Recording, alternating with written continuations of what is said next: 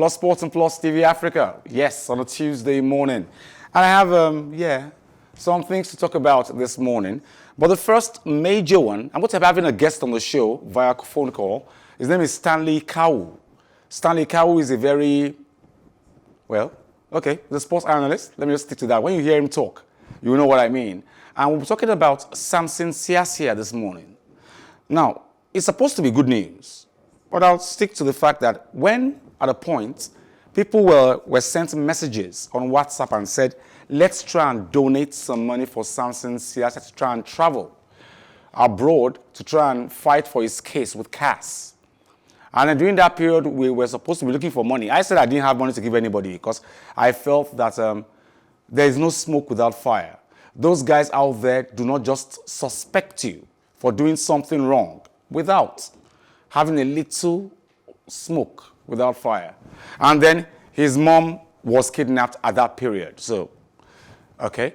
Let me get Stanley on the show first. Stanley Ikawu, good morning. Yes, morning, Wallace. Nice to have you, Stanley. Yes, it's a pleasure, bro.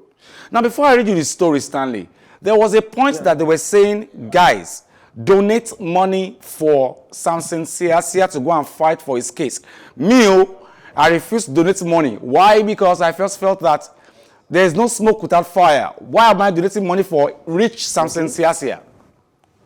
Okay. That's a question first. Now, can I come in, Wally? Yes, please come in, please.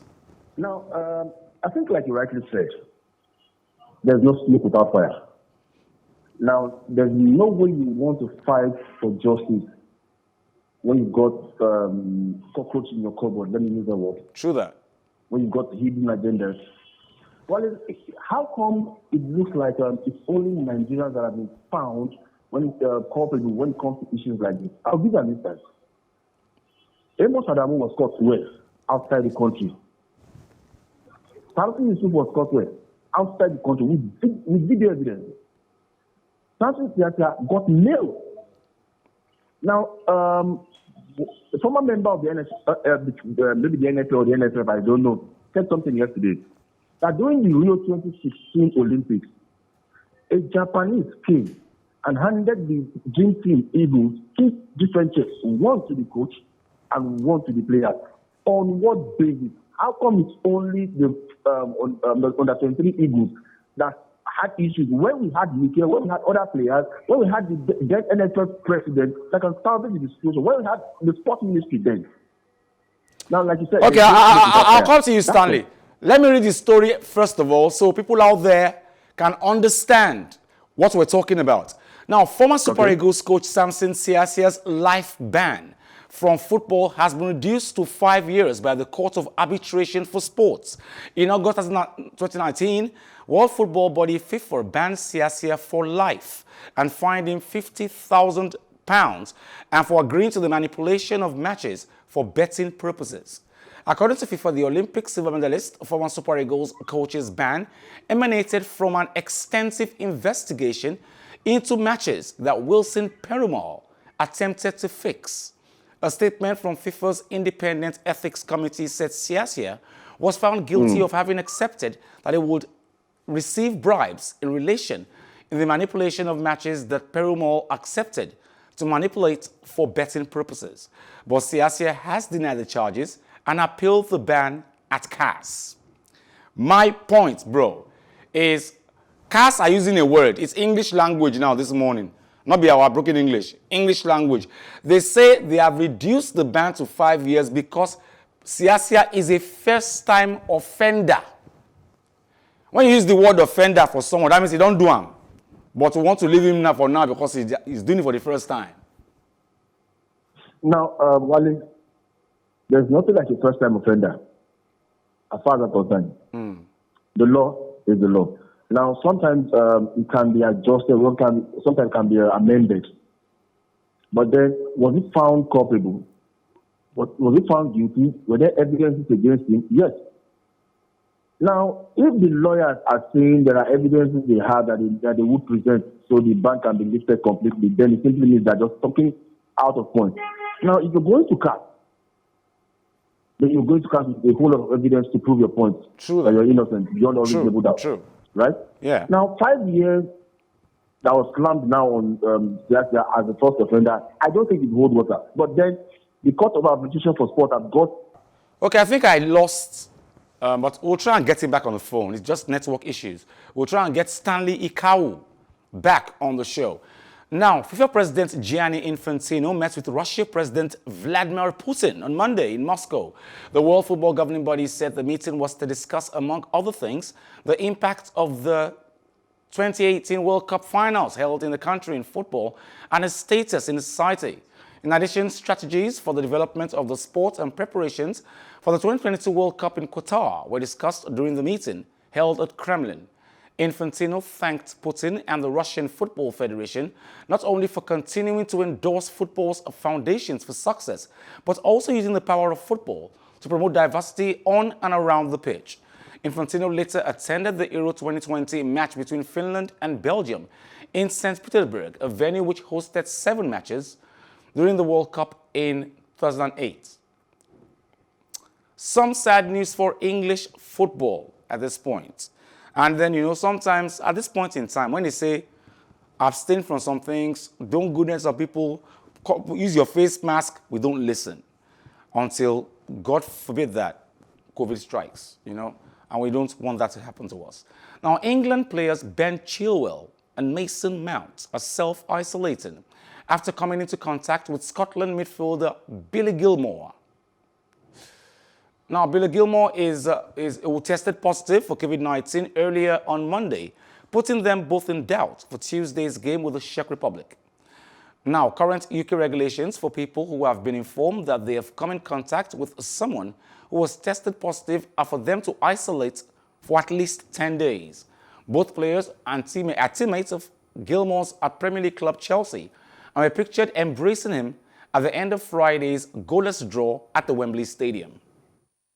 Well, we don't know at the moment, Simon. There's obviously got to be quite a doubt, but there's still a lot of discussions and investigations going on behind the scenes. So they're at the moment, as Andy just said, they're isolating, and we just have to find out over the next sort of 12 hours or so. Well, in terms of the testing, we had PCR tests, so the mandatory tests yesterday for the pre-game, and we've just followed that up today because of the situation that's emerged with Scotland, just as a sort of belt and braces really, to make sure that we're okay for people to travel together and eat together. Okay, Gareth Southgate talking about Ben Chilwell and Mason Mount, who actually hugged their former teammate Gilmour after the Scotland-England match. And of course, Gilmour now has been tested positive for COVID-19. And so they have to isolate, according to UK laws, for at least 10 days. I don't know if I have Stanley back on the phone. Yeah, I am back. Welcome back. We were talking about Siaias. Let's go on with that, please. Come again, I didn't get that. You were talking about Samson Siaias. Let's go on with that. Okay, now, like I said the other time, for every, let me use the word now, allegation that was leveled against him, there were evidence. He got mails. But then let's leave that by the way. It's a good thing that the ban has been reduced from life ban to 5 years, and of course the $50,000 has been scrapped. Then simply means Samson Siaias doesn't need to pay the money. But then I think the point is, what are the lessons he has learned? Would Samson Siaias say that all through that period, he wasn't involved, whether directly or indirectly, in the allegation leveled against him for fixing matches? That's one thing. And even Siaias has not come out to say or defend himself because, according to facts, he got mails. Yeah, but Stanley, Siaias came out this morning to say that, listen, my lawyers have not agreed for me to talk yet. I will talk in due time. I think the lawyer needs to understand one thing. He should not complicate issues for Samson Siaias. And I mean, he shouldn't complicate issues for Siaias, because if he does, Siaias would not have it good. Because whether you like it or not, his name has been soiled already. True. All he just needs to do is look for a way to revive and, of course, rebuild or try as much as possible to bring that good old name back. But then, like they say in PG Palace, once the name is spoiled, it takes a whole year or decade or even a lifetime to rebuild that same name. Now, Stanley, I have gotten into trouble many times over this issue, but I'll say it again. I've always said that I know that Nigerian coaches at the local level, though, always take bribe. If you don't bribe them, you won't get into the team. And Siaias was supposed to be the yardstick for the guy who was prim and proper, who won't get into trouble with this kind of thing. And he's the man on the front burner now. And you and I know that he planned that thing with that guy. Maybe the match did not go on. That's why he has 5 years now. Which means even Samson Siaias, as a Nigerian coach, is not clean. Now, Wale, let me buttress what you just said. Remember Chinedu Bukiobasi came out some time ago that route was it which of the World Cup? Was it 2018 World Cup? That no, 2014. Where he said Kessie told him that he should pay XYZ amount of money before he can be included into the Super Eagles squad that went for the World Cup. Now, let's even look at it from this angle. The team that won the Nations Cup, how come all of a sudden Joel Odi became a part of the World Cup team? You understand? So many things went wrong while en route the World Cup in 2014. But then because we feel, oh, these guys are not coming out to say this, these guys are not coming out to say that, Imani Saraki also came out and said the same thing, that coaches asked him to bring money for him to be part of the Super Eagles team. So our national team set up now, apart from the administrative issues, our coaches have also got issues. Now, somebody also alleged the chairman of the Nigerian Professional Coaches Association of embezzling funds. So what else are we talking about? Stanley, this was the same man who left the job and came back and couldn't do anything with the national team. Stanley, I want to thank you very much for dissecting this well enough for us this morning. Really. Thank you so very much. And we hope that our guys will start becoming more, well, responsible in their actions in the course of doing their jobs. I hope so. I pray so. Thank you very much, Stanley Ikawu. Thank you very much, Wale. Now, some different issues happening this morning on the show, and I'd like us to dissect it by ourselves too at home, you know. The average viewer out there, please, let's dissect this. Now, Las Vegas Raiders defensive end Carl Nassib said on Monday he was gay, making him the first active National Football League player to come out publicly. Las Vegas Raiders defensive end Carl Nassib has come out as gay, and of course, he's the first player to do so in the NFL. And Nassib further expressed his gratitude and relief, adding that he had agonized over this moment for the last 15 years. His announcement was welcomed by the league and his teammates. A handful of former NFL players have come out after retiring, starting with running back David Koppe in 1975. Las Vegas Raiders defensive end Carl Nassib came out as gay on Monday, becoming the NFL's first active player to do so. In a video posted on Instagram, Nassib told his followers he would also be donating $100,000 to the Trevor Project, a suicide prevention service for LGBT plus youth in the United States. I've been meaning to do this for a while now, but I finally feel comfortable enough to get it off my chest. I really have the best life. I got the best family, friends, and job a guy could ask for. I'm a pretty private person, so I hope you guys know that I'm really not doing this for attention. I just think that representation and visibility are so important. I actually hope that one day videos like this and the whole coming out process are just not necessary. Nassib further expressed his gratitude and relief, adding that he had agonized over this moment for the last 15 years. His announcement was welcomed by the league and his teammates. In a statement, NFL Commissioner Roger Goodell wrote that the league was proud of Carl for courageously sharing his truth. Nassib played at Penn State before being drafted by the Cleveland Browns in 2016. He later joined the Tampa Bay Buccaneers before signing with the Raiders ahead of the 2020 season. In 2014, the St. Louis Rams' Michael Sam became the first openly gay player to be drafted by the NFL, but he was later cut and never played in a regular season game in the league. A handful of former NFL players have come out after retiring, starting with running back David Koppe in 1975. And Nassif comes out of the closet, becomes the first NFL player to come out openly to say, I am gay.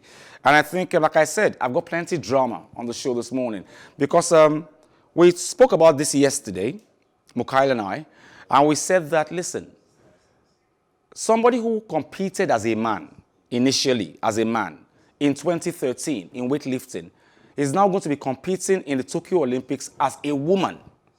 And people are saying it's not good competition. He or she, I don't know what to use now, whether he or she now, is going to be stronger than the female in the weightlifting category, and it's not fair.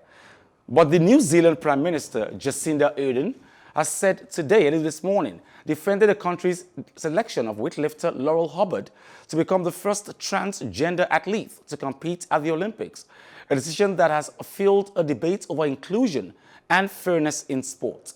Hubbard will compete in the women's super heavyweight 87-kilogram category at the Tokyo Olympics. Her selection by the New Zealand Olympic Committee, NZOC, made possible due to an update to qualifying requirements in May. Hubbard's inclusion has been a divisive issue, with the supporters welcoming the move while critics question the fairness of transgender athletes competing against women. The 43-year-old, who will be the oldest lifter at the Games, had competed in men's weightlifting competitions before transitioning in 2013. We followed the rules, and that's the case for Laurel, but also the team in New Zealand. They have followed the rules. The alternative is to have someone who's followed the rules but then is denied the ability to participate. And so ultimately I leave it to those bodies, and that's the decision they've made, and it's in with keeping with the standard that's been set globally. Yeah, the question most people are asking at this point is, if you are competing against someone at the Olympics, the almighty Olympics, and they tell you this person was a man, he's now a woman, there's always the tendency of being scared of competing, saying this person, because it's a MRI, bone structure and all that, this person will definitely have a stronger, bigger bone structure than I have. So if you tell me this person was a man, I don't know. But well, New Zealand says it stays there, and the IOC says she can go and compete if. But you know, the question I'm asking myself is, what do I call her, he or she? But she's competing in the women's event at the Olympics. She's definitely a she. Tennis. Dominic Thiem says the decision to withdraw from the Tokyo 2020 Olympics was due to his unexpectedly bad year and horrible scheduling. The world number 5 has gone back to the drawing board after a torrid clay court season, which saw him eliminated in the first round of the French Open. Thiem reiterated how he lost motivation after winning his maiden Grand Slam at last year's US Open, but says he's back to normal again. Still a big dream for me to play the Olympics, so 2024 is going to be the year where I'm playing, but I didn't expect that it's going to be so difficult and bad the year for me, so I really need to make some points in order to keep up with the rankings. That's one reason, and then another reason, especially now, I need some safe planning what I do in the upcoming weeks and months. And Olympics, it was horrible. You couldn't plan anything, so I decided to withdraw and to move it to 2024 in Paris. In the United States, they call it the next big thing. Sha'Carri Richardson's coronation is complete. Billed as American athlete's next star, the 5'1" dynamo didn't disappoint, touching the 100 meters finals in 10.87 with a trademark flourish at the US Open Olympic trials, raising her arms to the sky and letting out a cheer in front of an elated crowd as she booked a ticket to Tokyo on Sunday. 100% Sha'Carri Richardson, and she wants everybody to know her name. Who's going to Tokyo? We're about to find out. Women's 100 is underway. JVN Oliver, a fantastic start. She's putting the pressure on Richardson. Here comes Sha'Carri. Richardson's going to Tokyo, 10:87.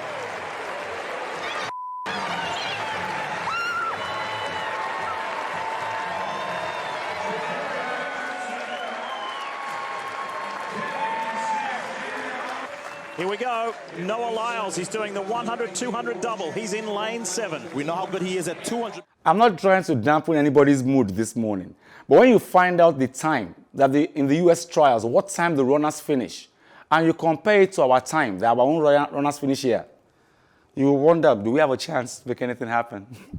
Thank you very much, Stanley Ikawu, for joining us on the phone, via the phone this morning. Plus Sports and Plus TV Africa on a Tuesday morning.